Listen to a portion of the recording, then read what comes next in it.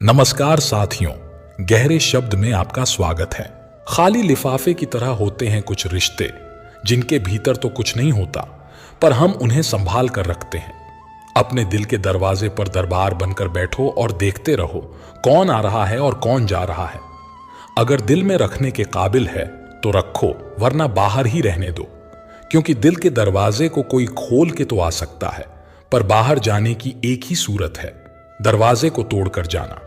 रिश्ते कम बनाओ पर उन्हें दिल से निभाओ, क्योंकि लोग अक्सर बेहतर की तलाश में बेहतरीन खो देते हैं। चाहे कोई भी हो, सबसे महत्वपूर्ण बात यह है कि आप एक अच्छे इंसान बने, क्योंकि हिसाब आपके कर्मों का होगा, धर्म का नहीं। अगर आप सिर्फ खुशी के लिए काम करेंगे तो खुशी नहीं मिलेगी, लेकिन यदि आप खुश रहकर काम करेंगे तो वह खुशी आपके जीवन में जरूर आएगी। यही इस सृष्टि का नियम है। जब आप दूसरों के लिए अच्छा सोचते और करते हैं तो वही अच्छाई किसी न किसी रूप में आपके जीवन में लौटकर आती है। आपका असली मूल्य इस बात पर निर्भर नहीं करता कि आप अभी क्या हैं, बल्कि इस पर निर्भर करता है कि आप अपने भीतर कितनी क्षमता रखते हैं खुद को और बेहतर बनाने की। हंसता हुआ मन और मुस्कुराता हुआ चेहरा ही असली संपत्ति है।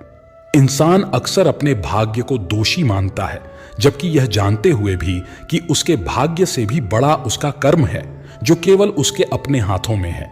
आपके पास चाहे कितनी भी कमियां क्यों ना हो, सबसे पहले खुद पर विश्वास रखिए, क्योंकि आप में वह सामर्थ्य है कि आप सबसे बेहतर कर सकते हैं। पुराने समय की बात है। एक छोटे से गांव में एक मजदूर था जिसका नाम रामू था। वह मिट्टी खोदकर अपनी रोजी रोटी कमाता था। रामू हमेशा अपने काम में व्यस्त रहता, लेकिन उसे अपने छोटे से जीवन से संतोष था। एक दिन जब वह मिट्टी खोद रहा था, उसे अचानक जमीन में से एक चमकीला पत्थर मिला। वह पत्थर बेहद खूबसूरत था और उसकी चमक ने रामू का मन मोह लिया। उसने वह पत्थर अपने गधे के गले में बांध दिया और अपने काम पर लौट पड़ा। रास्ते में उसे गांव के सेठ जी मिले, जो अपनी किराने की दुकान चलाते थे।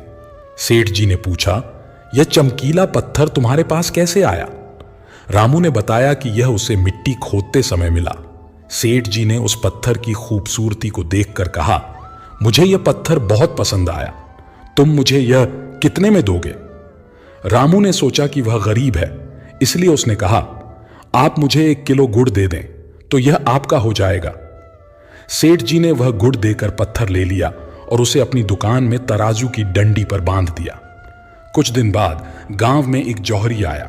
उसने सेठ जी के पास चमकीला पत्थर देखा और तुरंत पूछा, यह क्या है? सेठ जी ने कहा, यह एक चमकीला पत्थर है जिसे मैंने एक मजदूर से 1 किलो गुड़ देकर लिया था। जौहरी ने कहा, मुझे यह दे दो, मैं तुम्हें 500 दूंगा। सेठ जी ने मना किया और कहा कि वह इसे कम से कम 1000 में बेचेगा। जौहरी कंजूस था।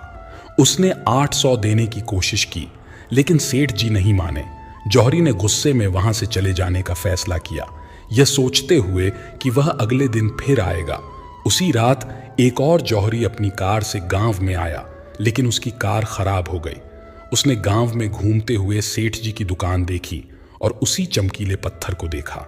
उसने सेठ जी से पूछा, यह पत्थर तुम कितने में बेचोगे? सेठ जी ने कहा, 1000, 1 पैसा कम नहीं। जौहरी ने तुरंत पैसे दिए और पत्थर लेकर चला गया।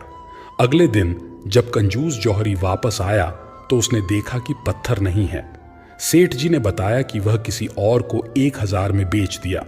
जौहरी चौंका और बोला, तुम्हें पता है वह एक हीरा था। सेठ जी मुस्कुराए और बोले, अगर तुम्हें पता था कि वह हीरा था तो तुम उसे क्यों नहीं ले गए? तुमने 1000 रुपए का सौदा करने का मौका खो दिया। अब तुम खुद को मूर्ख मानो। इस कहानी का सार यह है कि जीवन में अवसर बार बार आते हैं, लेकिन उन्हें पहचानना और समय पर कार्यवाही करना जरूरी है। हम अक्सर सोचते हैं कि कल करेंगे, लेकिन उस कल का कभी इंतजार न करें। अवसरों को तुरंत पहचानें और उन्हें अपनाएं, क्योंकि वे कभी वापस नहीं आते। याद रखें, जो अवसर हाथ से निकल जाते हैं वे कभी लौट कर नहीं आते। इसलिए अपने कार्यों को शीघ्रता से करें और मेहनत के साथ अपने सपनों को पूरा करें। किसी की भावनाओं को इतनी ठेस मत पहुंचाओ कि जब भी उसे तुम्हारा ख्याल आए उसे तकलीफ हो। किसी को दुख मत दो क्योंकि दी हुई चीजें एक दिन 1000 गुना ज्यादा होकर लौटती हैं। काम ऐसा करो कि नाम हो जाए, परंतु विश्वास तोड़ने का नहीं। इसलिए जीवन में ध्यान रहे कि हम कोई गलती भले ही करें, पर किसी का विश्वास ना तोड़ें, क्योंकि माफ करना फिर भी सरल है, पर भूलना और फिर से विश्वास करना असंभव है। 4 चीजों को 4 चीजों से धोया करो।